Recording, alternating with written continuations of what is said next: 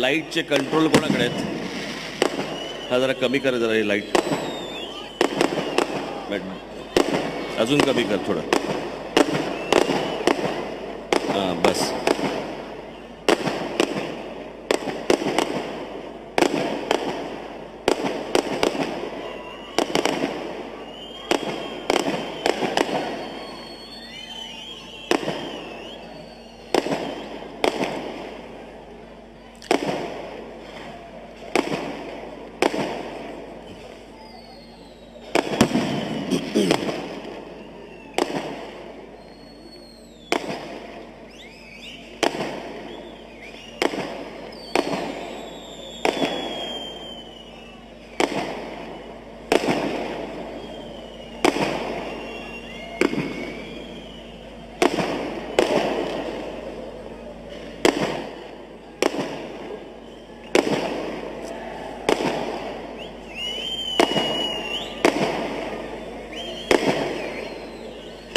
सगळ्या खाली थांबा, सगळ्या खाली थांबा, सगळ्या खाली थांबा. नंतर हो, हे बंद नाही का करता येणार आहे?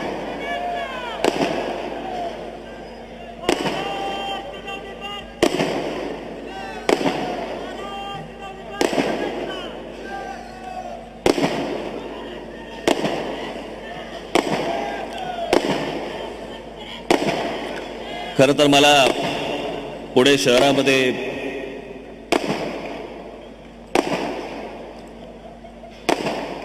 एक 8 सभा घ्यायच्या होत्या.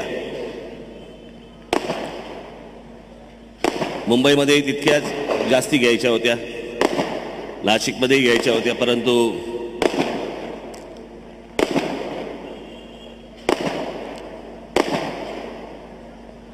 घरी साधारणपणे जरा थोडासा काही प्रॉब्लेम होता. तो मी गेल्या 2 दिवसामध्ये मी माझ्या प्रचार सभांमध्ये मी बोललो देखील. हे बंद करणार आहे आता.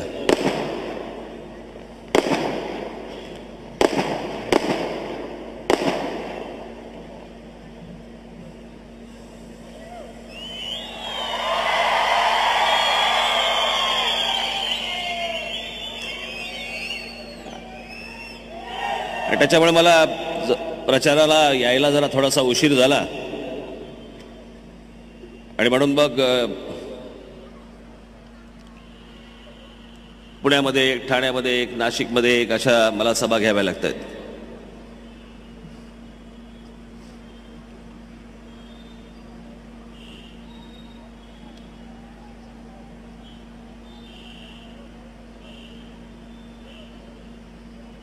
सगळ्या ठिकाणी मी बघतोय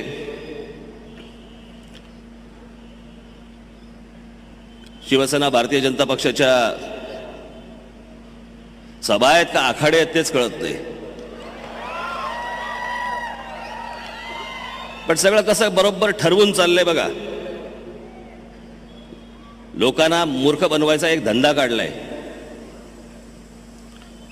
वेगवेगळं लढायचं, भांडायचं, वर्तमानपत्रांमध्ये आणि चॅनलमध्ये स्वतःवरती सगळं लक्ष केंद्रित झालं पाहिजे, आमच्या भांडणावरती.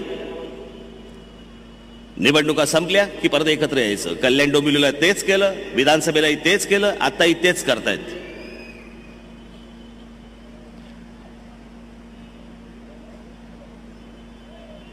आणि नवीन नवीन क्लृत्या काढतायत.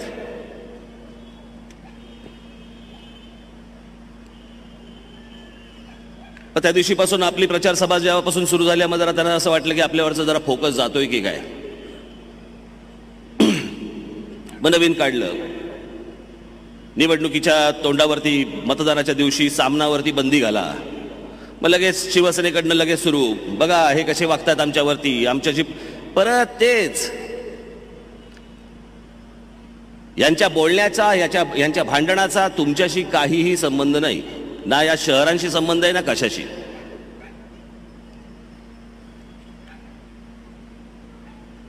एक जण म्हणतो, भारतीय जनता पक्ष म्हणतं शिवसेना हा खंडणीखोरांचा पक्ष आहे, शिवसेना म्हणते हा गुंडांचा पक्ष आहे. तुमचा काय संबंध?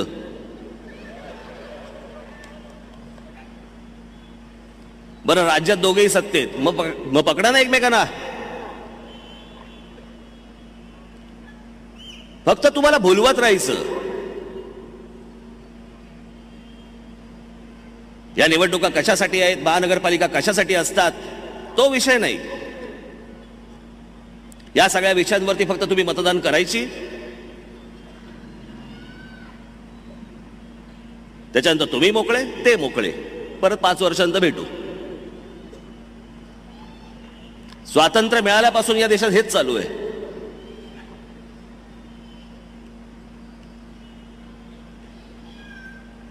पण वेगळं काही घडेल काही नाही.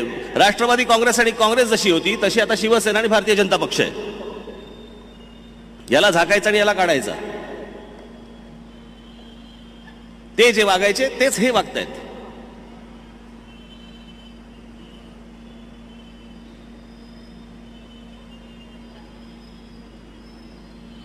नाशिकमध्ये तर जवळपास शिवसेना आणि भारतीय जनता पक्षांनी ज्यांच्यावरती राजकीय नाहीत, ज्यांच्यावरती खरे गुन्हे आहेत, असे जे गुंड आहेत, अशा 77 लोकांना तिकीट दिलेली आहेत. 77 लोकांना. मला तिथल्या काही पत्रकारांनी मला सांगितलं की म्हणे पोलिसांनी यादी आमच्याकडे पाठवली आणि सांगितलं की लोकांना जरा तुम्ही हे प्रकाशित करा, तुमच्या वर्तमानपत्रांमध्ये, चॅनलमध्ये दाखवा, लोकांना सांगा की हे काय करतायत, कोणाला आणतायत.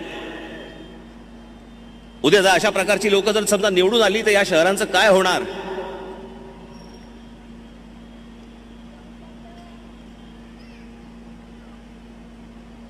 हा भारतीय जनता पक्षाचा खरा चेहरा.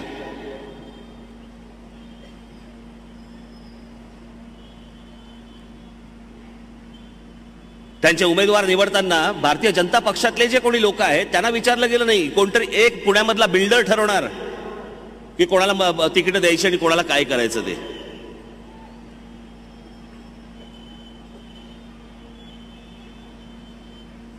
या असल्या लोकांवरती विश्वास ठेवायचा.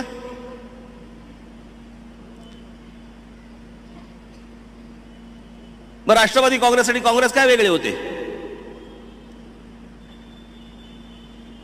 बरं, भारतीय जनता पक्ष मला त्याचं कळतच नाही, अजूनपर्यंत कळलेलं नाही. 1952 साली जन्माला आलेला पक्ष आहे. 1952 साली जनसंघ म्हणून.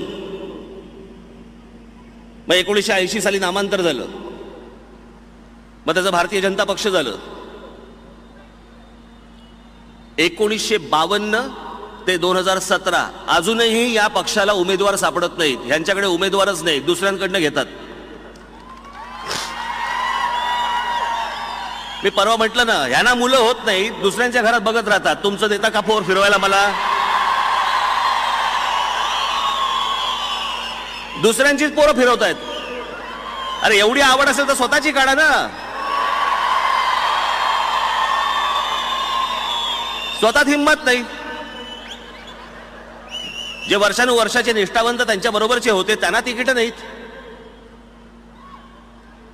आताही जिल्हा परिषदा, पंचायत समित्या, आताच्या पण काही निवडणुका झाल्या, काढून बघा कोण माणसं निवडून आली आहेत. ती भारतीय जनता पक्ष, सर्व राष्ट्रवादी काँग्रेस आणि काँग्रेसमधली लोक आहेत. सर्वच्या सर्व. मुळात आहेत कुठे यांच्याकडे माणसं. होतीच कुठे.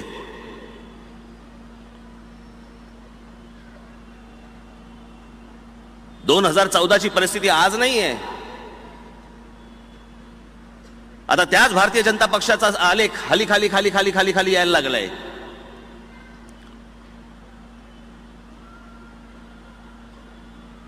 बरं, हल्लीची पोरं पण काय ते सगळे जातात दुसऱ्या पक्षांमध्ये जातात. ते चला पाकिट पोचवली.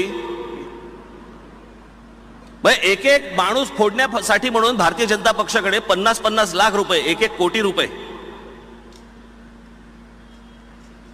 हे त्याच्यात काही जण गेले. ते गेले. पैसे खाल्ल्यावरती त्यांना बाबा म्हणायला लागले. बाबा बाबा बाबा करायला लागले त्यांना. काही पाकिटं भरली, पैसे भरले.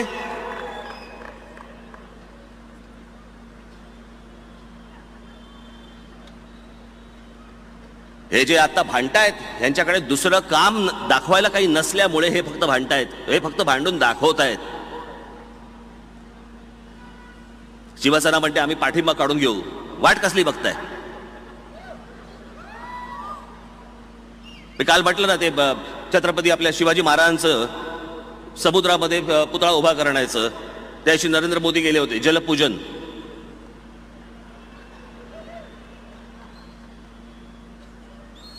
एकाच बोटीवरती नरेंद्र मोदी आणि त्याच बोटीवरती उद्धव ठाकरे. नरेंद्र मोदींनी त्या उद्धव ठाकरेंकडे ढुंकून देखील पाहिलं नाही. विश्वास बसत नसेल फुटेज काढून बघा, त्याच्या बातम्याही आल्या होत्या. खरं तर पाठीमध्ये वाच काढून घ्यायला पाहिजे होता ना, किंवा पंतप्रधान माझ्याकडे बघत पण नाही.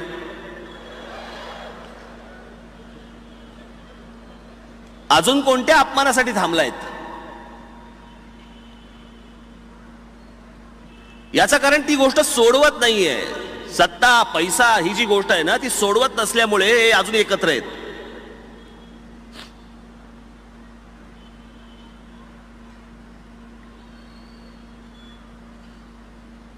आज पुण्यामध्ये काँग्रेस राष्ट्रवादीचं महानगरपालिकेमध्ये होती, मुंबई ठाण्यामध्ये शिवसेना भारतीय जनता पक्ष होती,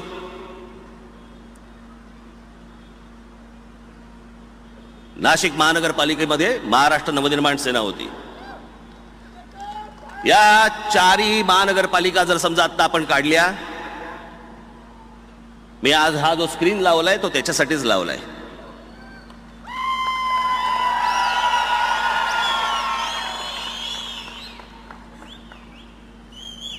मुंबई महानगरपालिकेमध्ये शिवसेना भारतीय जनता पक्ष 25 वर्ष, ठाण्यामध्ये 25 वर्ष, पुण्यामध्ये काँग्रेस राष्ट्रवादी किती वर्ष असतील ते अजून वेगळेच, किती असतील,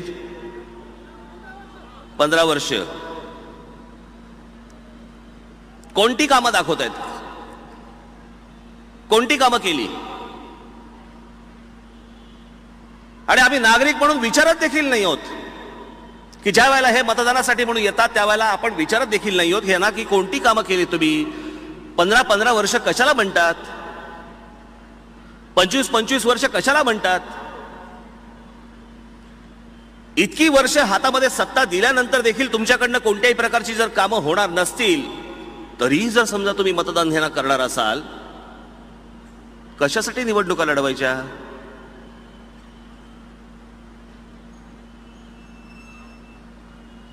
बरं, ह्याला कोणी प्रश्न विचारत नाहीत.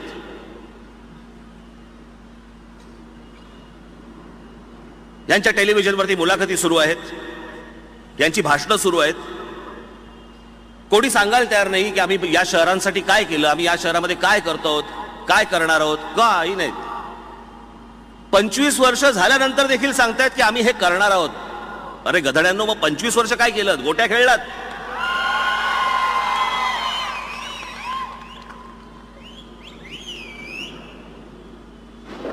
आत्ता कुठच्या बी त्या राष्ट्रवादी काँग्रेसचं काहीतरी होर्डिंग बघत होतो, म्हणजे रोजगार देऊ. महानगरपालिकेचं काम आहे का ते?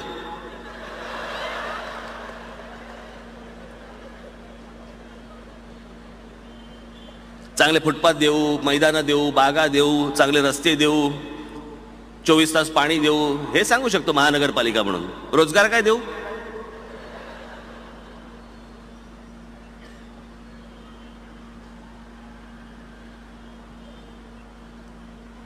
कुठलीही कामं न होता यांना वर्षानुवर्ष मतदान करणारी महाराष्ट्रातील जनता मला समजतच नाही.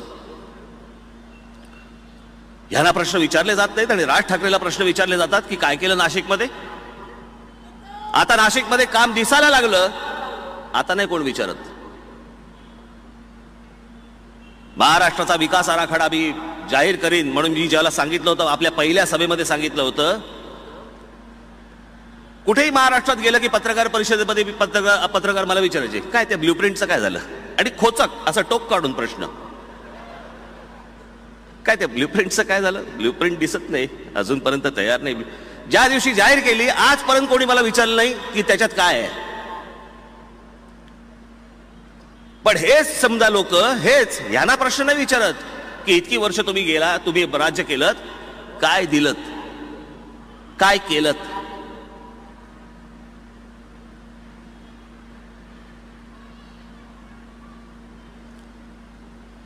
आज म्हणून मी आज नाशिक महानगरपालिकेमध्ये कोणकोणत्या गोष्टी झाल्या त्याचा थोडक्यात आढावा घेणार आहे.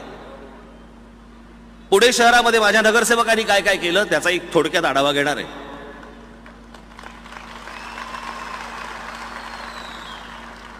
आणि मग बाकीचे राजकीय पक्ष या प्रकारचं काम तुमच्या समोर आणून दाखवत का नाहीयेत?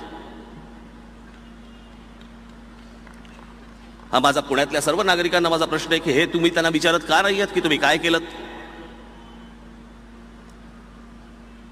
आणि एक गोष्ट सांगतो, जर समजा कामं केल्यानंतर पण जर समजा मतदान होणार नसेल,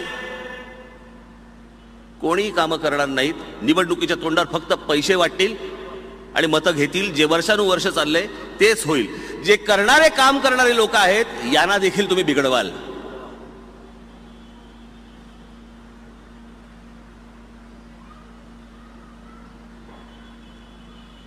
मी माझ्या कालच्या दिव्याच्या सभेत म्हटलं ना, नुसतं सुशिक्षित असून नाही चालत, सुजाण पण असावं लागतं. नुसत्या डिग्र्या कामाला नाही येत. तुमचे डोळे उघडे पाहिजेत, तुमचे कान उघडे पाहिजेत. मतदान करताना तुम्हाला किमान एक गोष्टीचा तरी विचार केला पाहिजे की यात मी मतदान करताना माझ्या कुटुंबाला काय मिळणार आहे, माझ्या शहराला काय मिळणार आहे, माझ्या पुढच्या येणाऱ्या भावी पिढ्यांना काय मिळणार आहे, कोण देणार आहे. जर हे 25-25 वर्ष आणि 15-15 वर्ष जर काही देऊ शकत नसतील, काही करू शकत नसतील, तुम्हाला बदल नको घडवायला?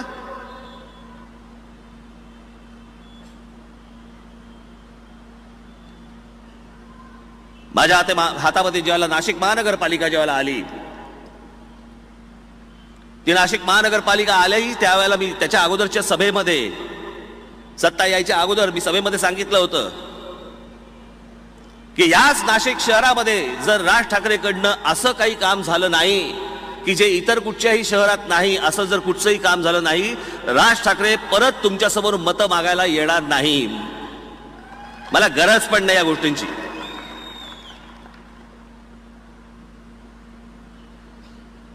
शहर चांगलं होणं, उत्तम होणं, शहरातल्या सर्व नागरिकांना त्या सगळ्या सुविधा मिळाव्यात, हे माझं पॅशन आहे, ही माझी आवड आहे. हे माझं राजकीय काम नाही नुसतं.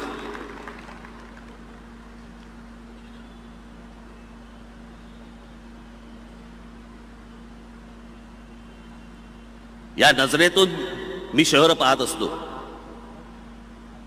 की लोकांना काय मिळालं पाहिजे. मी जे 5 वर्षामध्ये जे नाशिकमध्ये करून ठेवलेलं आहे, या लोकांनी गेल्या 15 वर्षात 25 वर्षात देखील या शहरांमध्ये केलेलं नाही, ते मला तुम्हाला दाखवायचंय.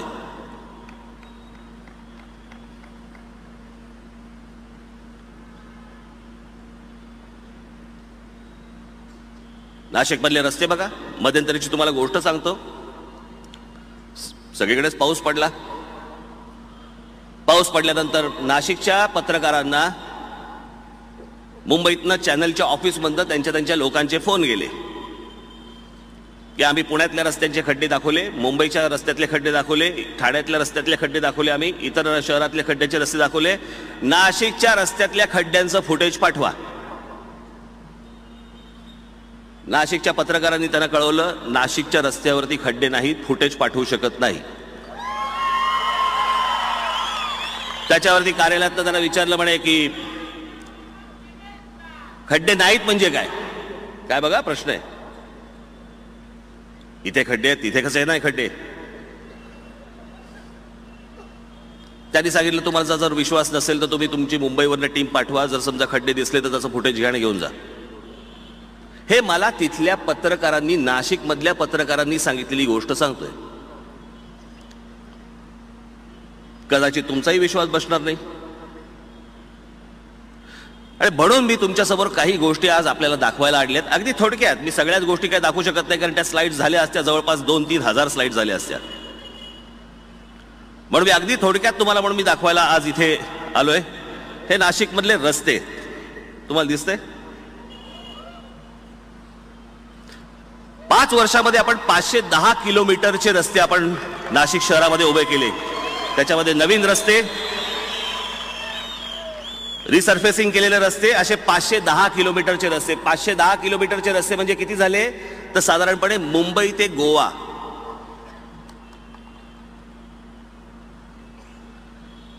हे नाशिकमधले रस्ते आहेत.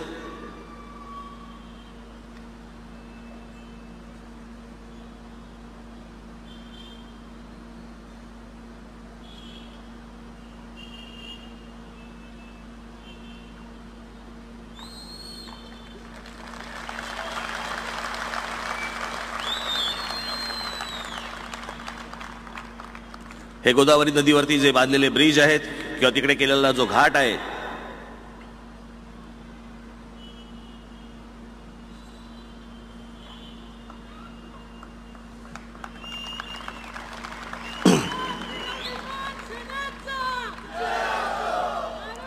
हे तिथे दुसरे रस्ते नाही, हे शहीद सर्कल एक केलं आपण तिथे. त्याच्यानंतर हे मायलन सर्कल, म्हणजे मुंबई नाक्याला एक मोठं तिथे काही घाण होतं सगळं. हे एबीबी सर्कल. पाणी, हे मोकळे धरण आहे. आत्ता साधारणपणे नाशिक शहराला गंगापूर धरण जे आहे, या गंगापूर धरणामधनं पाण्याचा सप्लाय होतो. आपण महानगरपालिकेतर्फे या मोकळे धरणामधनं केंद्र सरकारने आपल्याला मदत केली. अगोदरच्या सांगितलेलं बरं. राज्य सरकारने मदत केली अगोदरच्या, आणि महानगरपालिकेने सर्वात जास्ती ह्याच्यामध्ये पैसे घातले, काहीशे कोटी रुपये. आणि आज या मोकळे धरणापासून ते नाशिक शहराला पुढच्या वर्ष ते 1.5 वर्षामध्ये पूर्णपणे पाईपलाईन येणार आहे. त्याच्यानंतर नाशिक शहराचा पुढच्या 40 वर्षांचा पाण्याचा प्रश्न संपणार आहे. 40 वर्षांचा हे धरण आहे. हे मोकळे धरणापासून 16 किलोमीटरच्या पाईपलाईन टाकण्याचं काम सुरू आहे आता. हे 50 दशलक्ष लिटरचा 2 भव्य टाक्या तिथे आता काम सुरू आहे. हे जलशुद्धीकरण प्रकल्प 20 लक्ष लिटरच्या, तिथे आपण जवळपास शहरात 17 टाक्या उभ्या केलेल्या आहेत 20 लाख लिटरच्या.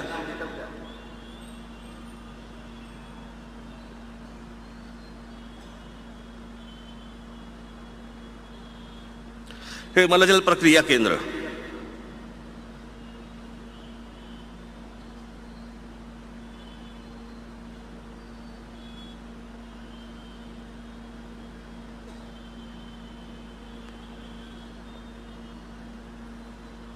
बायोगॅस प्रकल्प.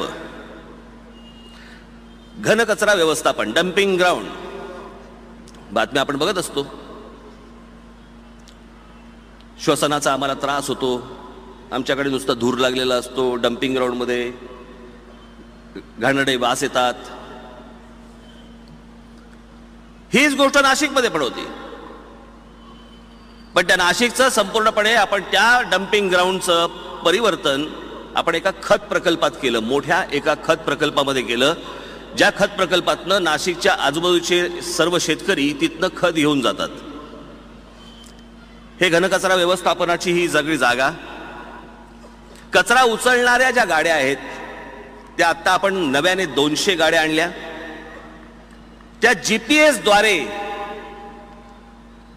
द्वारे आपण त्या महानगरपालिकेत कंट्रोल रूम आहे, त्या कंट्रोल रूम मधून सगळं कळतं की कुठची गाडी कुठे पोहोचली, किती कचरा उचलला आणि परत किती आणला, हे आपल्याला हेड ऑफिसमध्ये कळू शकतं. ही यंत्रणा नाशिक महानगरपालिकेमध्ये उभी केली की हे कचरा उचलतायत की नाही उचलत आहेत.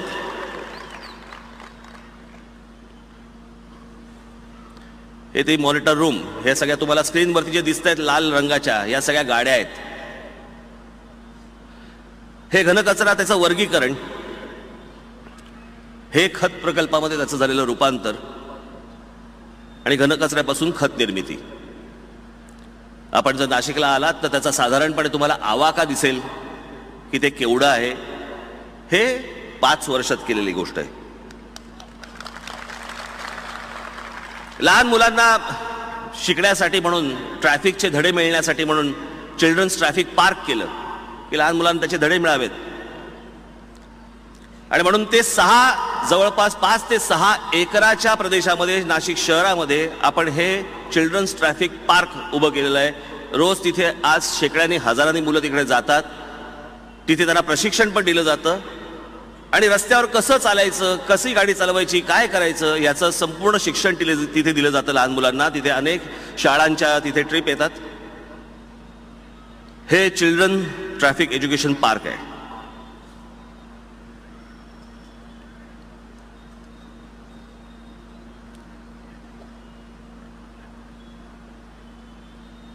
हे तिथले रस्ते, सायनेजेस, हॉस्पिटल, फूट ओव्हरब्रिज,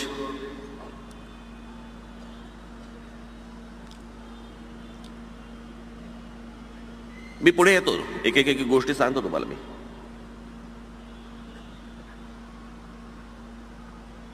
तिथे अशी एक जागा होती, काहीतरी आपल्याकडे सर्वसाधारणपणे असतात तर कबुतराची खुराडी कशी असतात तशा काहीतरी बिल्डिंग बांधत असतात. मी जेव्हा ते अगदी हातात सत्ता आल्या आल्या मी जेव्हा तिकडे पाहिलं, व्हिजिट दिली, मी म्हटलं जरा इथलं काम थांबवा, म्हटलं आपण जरा काहीतरी चांगलं इथे करू. आणि मग माझ्या मनामध्ये आलं की माननीय बाळासाहेबांच्या नावाने आपण म्हटलं तिकडे एक स्मारक उभं करूया.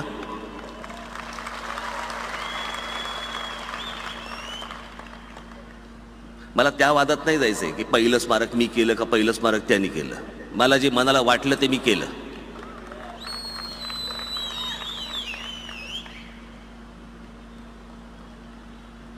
आणि म्हणून मी एके दिवशी मी बाबासाहेब पुरंदरेंशी बोललो की म्हटलं बाबासाहेब, म्हटलं मला बाळासाहेबांच्या नावाने एक स्मारक तिथे करायचंय. आपल्याकडे काही जी जुनी शस्त्र आहेत, ही शस्त्र मला तिथे आपण लोकांना दिसतील, लोक बघतील, लोक समजून घेतील असं तिथे मला एक्झिबिट करायचंय. तर मला तुम्ही ती शस्त्र आणि सगळ्या गोष्टी द्याल का? ते बोलले नक्की. काम झालं की मला सांगा, मी स्वतः तिथे येऊन लावीन ती शस्त्र. 2 दिवस बाबासाहेब तिथे शस्त्र एकटे लावत होते. मग एक आपले वासुदेव कामत म्हणून चित्रकार आहेत, अजून काम चाललंय तिथे, काही थांबलेलं नाहीये. वासुदेव कामत चित्रकार, त्या वासुदेव कामतांकडनं मी महाराजांच्या वेगवेगळ्या अनेक प्रसंगांवरची मी तैलचित्र करून घ्यायला सुरुवात केली. त्यातली काही लागली आहेत. आपल्या शिवछत्रपतींची जी जगदंबा तलवार आहे इंग्लंडला, त्या जगदंबा तलवारीची प्रतिकृती आपण तिकडे बनवून तिथे आज त्या संग्रहालयामध्ये लावलेली आहे. हे माननीय बाळासाहेब ठाकरे स्मारक. ही दीपमाळ तिथे आतमध्ये तुम्ही प्रवेश केल्या केल्या तुम्हाला समोर ही दीपमाळ दिसेल. हे स्मारकाची ही जागा आहे. आजूबाजूला गार्डन आहे, अगदी गोदावरी नदीला लागून आहे. ही वासुदेव कामतांची तैलचित्र मी जी करून घेतली होती वेगवेगळी, की पन्हाळगडावरून ज्यावेळेला महाराज तिथून निसटले, ती रात्रीची वेळ होती, पावसात जात असताना काय प्रसंग असेल तो, आणि ती वासुदेवरावांनी ते पेंटिंग केली. हे महाराजांचं पूर्ण चित्र. हे महाराज ज्यावेळेला राज्याभिषेक ज्यावेळेला झाला त्यावेळेला मिरवणुकीने येत असतानाचं हे रायगडावरचं चित्र. ही जगदंबा तलवारीची प्रतिकृती आपण जाऊन तिथे नक्की बघावी.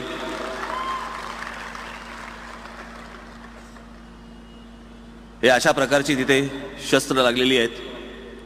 आपण जरूर जाऊन तिथे नक्की बघा. वन उद्यान, बोटॅनिकल गार्डन.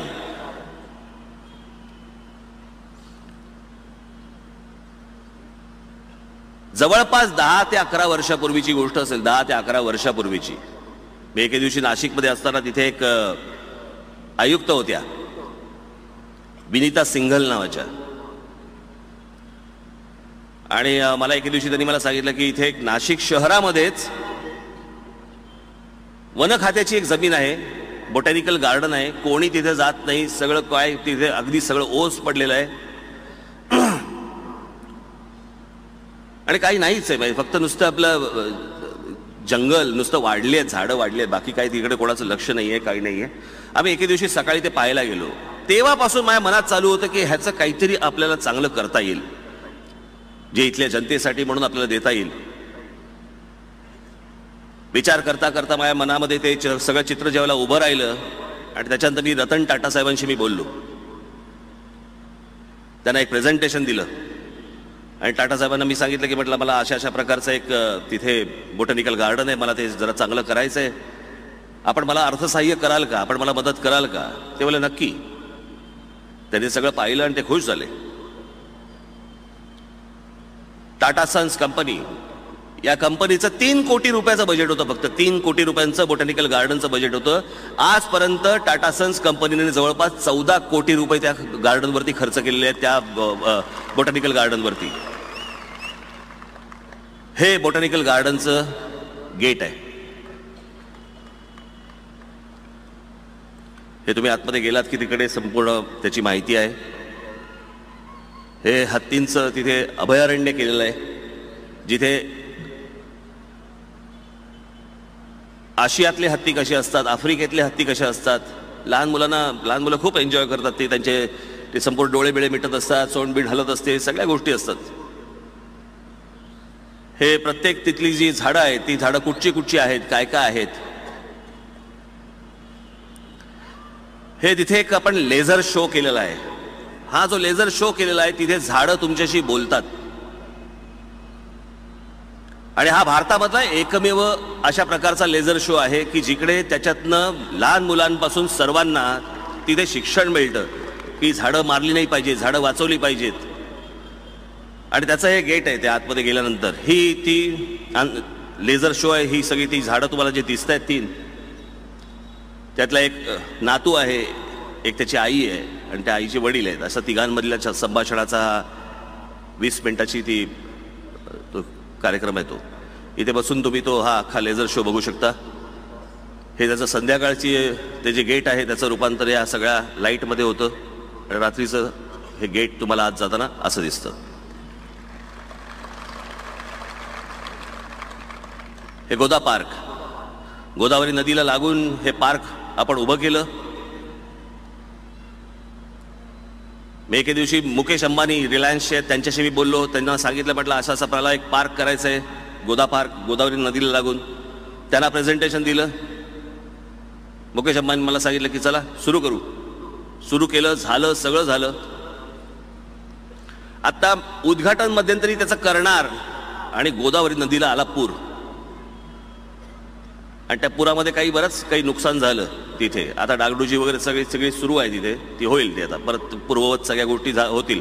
फार नुकसान नाही झालंय, परंतु काही गोष्टींचं झालं. कारण पूरच एवढा होता, त्याला काय करणार. हे ते गोदा पार्क आहे. हे गोदावरी नदी आहे, त्या गोदावरी नदीला लागून हे पार्क उभं केलेलं आहे. इथे आज जर तुम्ही संध्याकाळी कधी नाशिकला गेलात तर तुम्हाला असंख्य हजारो लोक इथे संध्याकाळी तुम्हाला फिरताना दिसतात. इथे कोणीही जात नव्हतं. तेच जर समजा तुम्ही मगाशी सांगितलं बोटॅनिकल गार्डन, तिथे एक माणूस जायचा नाही त्या बोटॅनिकल गार्डनमध्ये, कारण कोणाला माहितीच नव्हतं. आज साधारणपणे तिथे आपण उद्घाटन केल्यापासून 50 ते 60 हजार माणसं जाऊन आलेली आहेत त्या बोटॅनिकल गार्डनला, जे आजपर्यंत कधी गेलेली नव्हती. आणि ते सांगतात की असं आम्ही आजपर्यंत कधी पाहिलंच नव्हतं, असं काही नव्हतंच शहरामध्ये. येथे गोदा पार्क, शहर सुशोभीकरण. तर त्याच्यामध्ये आयलँड्स असतील. तिथे एक नाशिक शहराच्या मधनं एक मोठा फ्लायओव्हर जातो. आता आपल्याकडचे तुम्हाला माहिती आहे फ्लायओव्हर्स काय असतात ते. त्या फ्लायओव्हरच्या खाली इतकी घाण करून ठेवतात सगळे. एके दिवशी मी त्या फ्लायओव्हरच्या बाजूने जात असताना मला असेच काहीतरी खोपडे बिपडे काहीतरी गाड्या बिड्या लागलेल्या दिसल्या, त्या हातगाड्या बिदगाड्या. म्हटलं ह्याचं काहीतरी केलं पाहिजे ना, तर हे गेलं हातातनं. तो फ्लायओव्हर बांधला होता L&T कंपनीने. म्हणून मी ते L&T कंपनीचे जे नाईक साहेब आहेत त्या नाईक साहेबांना मी भेटलो. त्यांना मी एकदा प्रेझेंटेशन दिलं. म्हटलं मला असं असं या फ्लायओव्हरच्या खाली करायचं आहे आणि तुमच्याच कंपनीने बांधलेलं आहे.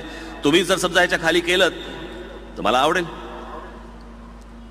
त्यांनी हो सांगितलं. त्याप्रमाणे सुशोभीकरणाला सुरुवात झाली फ्लायओव्हरच्या खाली. आता तिथे दुसऱ्या कुठच्याही गाड्या बिड्या येत नाहीत, काही नाहीत. लोक सकाळी तिकडे फिरायला येतात.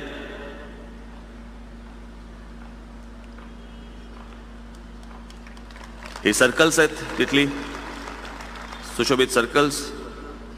पपाया नर्सरी, रविवार कारंजा, ही वाहतूक बेट. हा तिथे आपण एक कारंजा केलेला आहे. हा माझ्या मते या देशामधला, आपल्या देशामधला एकमेव कारंजा, मला जगातला माहिती नाहीये म्हणून, पण हा या देशामधला एकमेव कारंजा आहे जो वाहत्या पाण्यात आहे. आतापर्यंतचे कारंजे आपल्याकडे बघितले जातात हे तलावात असतात, स्थिर पाण्यामध्ये असतात. हा कारंजा गोदावरी नदीत आहे आणि वाहत्या पाण्यातला 100 फूट उंचावरती जाणारा हा भारतातला एकमेव आणि एकमेव कारंजा आहे. हा कारंजा कोणी केला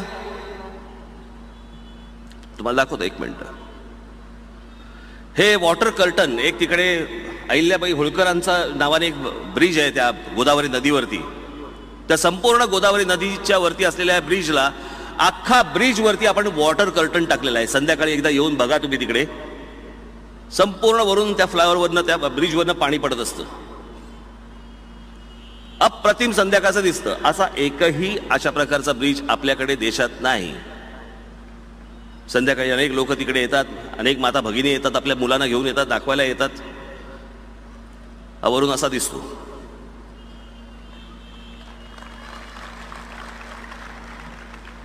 हे कारंजा आणि हे वॉटर कर्टन हे करणारे कोण आहेत? आपल्या पुण्यामधले बीजी शिर्के आणि कंपनीचे आपले अजय शिर्के आणि विजय शिर्के यांनी हे कारंजा आणि वॉटर पार्क केलंय. का ही गोष्ट पुण्यामध्ये घडू शकत नाही?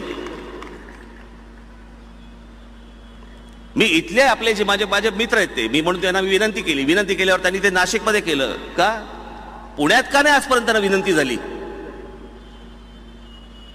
पुण्यात का नाही आजपर्यंत त्यांना विचारलं गेलं की अशा प्रकारचं आपण का नको करूया?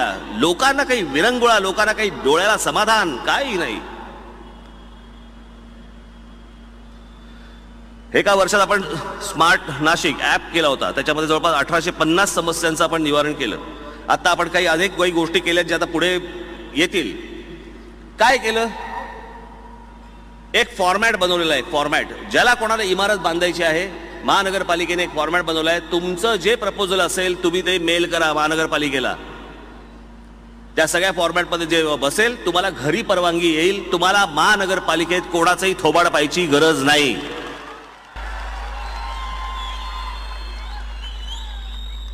कोणत्याही गोष्टीसाठी तुम्हाला महानगरपालिकेत यायची आवश्यकता नाहीये, ना कोणाला पैसे चारायची आवश्यकता आहे. जर ते योग्य असेल, व्यवस्थित असेल, तुम्हाला घरी परवानगी येईल. होणार नाही बाकीच्या ठिकाणी. कारण असं झालं तर पैसे कसे खायचे?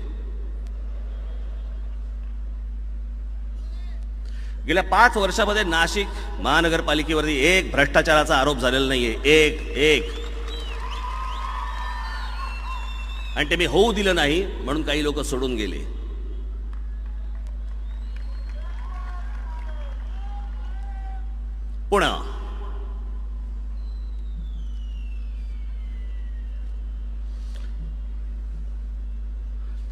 पुण्यामध्ये आपल्या नगरसेवकांनी काय काय गोष्टी केल्या हे तो तुम्हाला थोडक्यात सांगतोय. आता हे आहे चित्तरंजन वाटिका. हे नगरसेविका नीलम कुलकर्णी यांनी केलेली बाग आहे.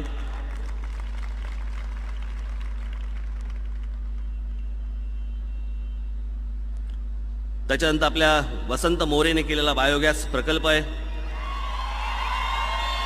हा पहिला प्रकल्प आहे पुण्यामधला जो एका नगरसेवकांनी केला आणि त्याच्यानंतर मग बाकीच्या ठिकाणी पण सगळे सुरू झाले, अनेक ठिकाणी सुरू झाले. हे गार्डन वेस्ट प्रकल्प, ज्याच्यातनं खत प्रकल्प एका वॉर्डात आपल्या बाबू वगासकर आणि आपल्या वनिता वगासकर यांनी तिथे उभा केला.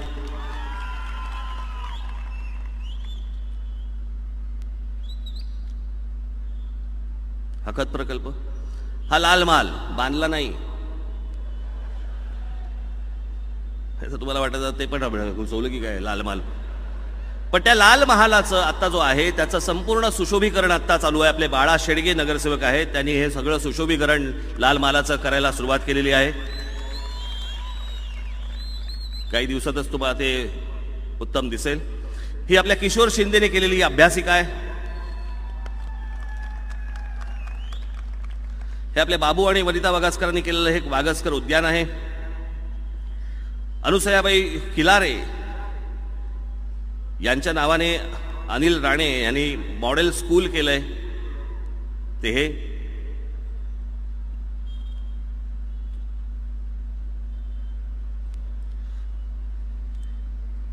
युगंधरा चाकणकर या आपल्या नगरसेविकेने जलतरण तलाव केलाय. अरे एक मिनिट, नाही, हा बरोबर, हा जलतरण तलाव केलाय. ते मग शाळेचेच फोटो होते.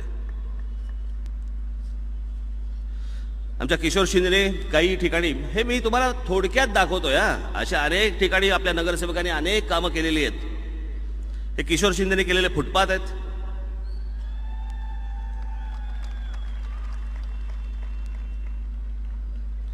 हे बाबू आणि यांनी केलेलं बंड गार्डन आहे, हे जॉगिंग पार्क, त्याच्यानंतर हे लकाकी तलाव सुशोभीकरण आहे, हे नीलम कुलकर्णी यांनी केलेलं आहे, हे मॉडेल कॉलनीतलं सर्कल आहे जिकडे सर्व वाद्य ठेवलेली आहेत, बनवली आहेत मोठी, हे आमच्या अस्मिता शिंदेनी केलेलं बॅडमिंटन कोर्ट आहे,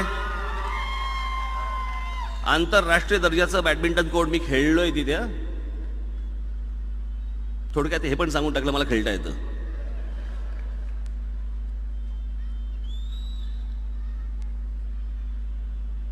आपल्या अनिल राणेने अग्निशामक दल हे पूर्वीपासूनचं त्याचा एक त्यांनी तिथे एक म्युझियम बनवलेलं आहे.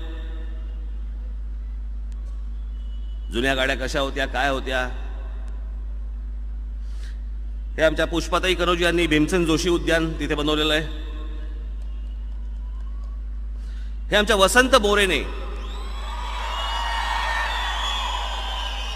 भारतातला 5वा आणि महाराष्ट्रातला एकमेव असा जवळपास 72 मीटरचा हा झेंडा, आज भारताचा झेंडा आज इथे उभा केलेला आहे. आपल्या पुण्यामध्ये आहे तोही एका नगरसेवकाने आपल्या उभा केलेला आहे.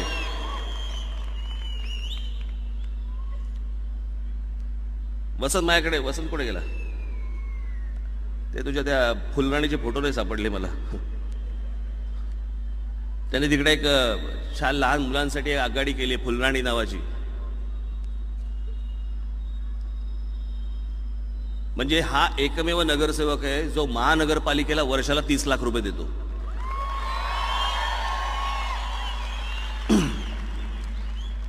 मी हाच संपूर्ण कात्रजचा आपला तलाव मी अगदी पूर्वी पण पाहिला होता. ज्या वेळेला वसंत पहिल्यांदा जेव्हा निवडून आला त्यावेळेला एक घाणेरडं सगळं असं ते संपूर्ण त्यांनी बनवत बनवत बनवत बनवत इतकं सुंदर केलेलं आहे. आणि मग त्याच्यामध्ये महाराजांचा, शिवछत्रपतींचा तिथे पुतळा बसवलेला आहे.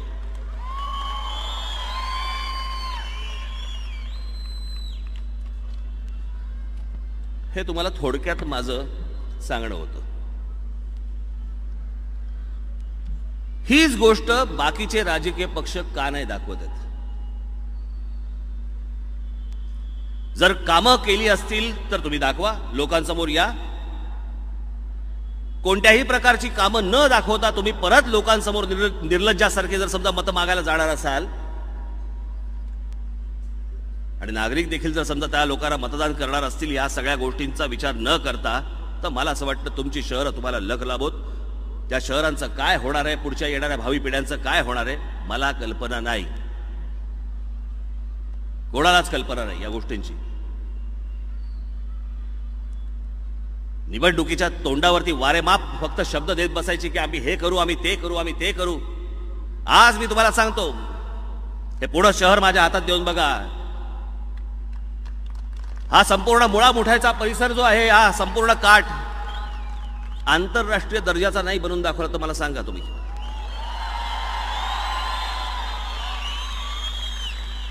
केवढ्या गोष्टी आहेत, केवढ्या कल्पना आहेत, केवढ्या गोष्टी करण्यासारख्या आहेत. हे आमचं आपलं इथलं बालगंधर्व नाट्यगृह. चित्रपटांचे मल्टिप्लेक्सेस निघतात, नाटकाचे का नाही निघत? एकाच जागी 4 ते 5 जसे त्यांचे स्क्रीन असतात तसे एकाच जागी 4 ते 5 थिएटर्स का असू शकत नाहीत? एकात एक एकात एक एकात एक. जर जागा आहेत, मोठ्या जागा आहेत, आपल्याकडे यशवंतराव चव्हाण आहे नाट्यगृह, तिथेही होऊ शकतात. 2 ते 3 नाट्यगृह होऊ शकतात. काही नव्याने नवीन काहीतरी आपण निर्माण केलं पाहिजे हे ह्यांच्या मनात देखील येत नाही, मनाला शिवत देखील नाही. हे फक्त एकमेकांशी भांडतात. कशासाठी? तर फक्त पैसे खाण्यासाठी. याच्या पलीकडे ह्यांचा दुसरा अजेंडा नाही. ह्यांना दुसरं काही द्यायचं नाही. तुमच्याही नशिबात काही याला द्यायचं नाहीये. आणि तुम्ही मागतही नाही आहात, तुम्ही विचारतही नाही आहात, आणि तुम्ही बोलतही नाही आहात.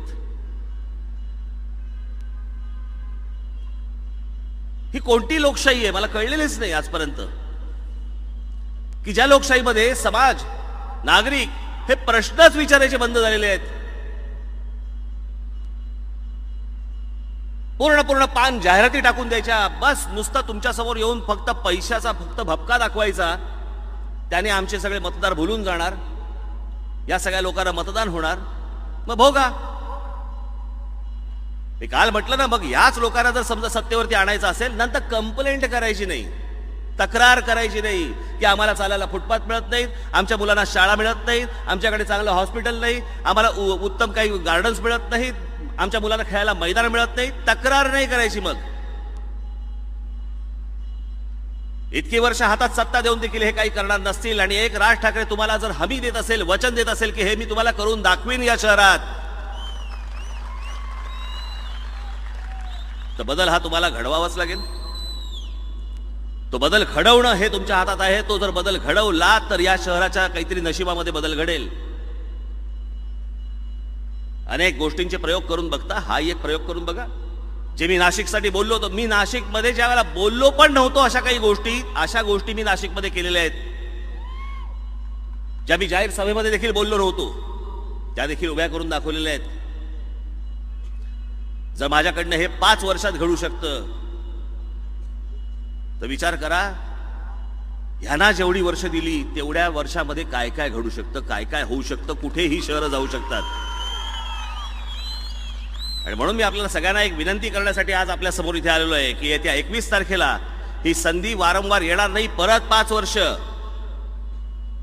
ही आयुष्यातली प्रत्येक 5-5 वर्ष जर समजा यांच्यावरती पथ्यावरती घालणार असाल, मी काहीच नाही करू शकणार. पण आलेली संधी ही तुम्ही वाया घालू नका, एवढंच सांगण्यासाठी पण मी आपल्या समोर आलेलो आहे आज इथे. येत्या 21 तारखेला माझ्या महाराष्ट्र नवनिर्माण सेनेचे माझे जेवढे नगरसेवक उभे आहेत, जेवढे उमेदवार उभे आहेत, या सर्व उमेदवारांना आपण प्रचंड मताने आपण त्यांना विजयी करावं. महाराष्ट्र नवनिर्माण सेनेची रेल्वे इंजिन ही निशाणी, या निशाणीवरती बटन दाबून या सर्वांना प्रचंड मताने विजयी करावं असं एक आवाहन करतो आणि आपल्या सर्वांची मी रजा घेतो. धन्यवाद. जय हिंद, जय महाराष्ट्र.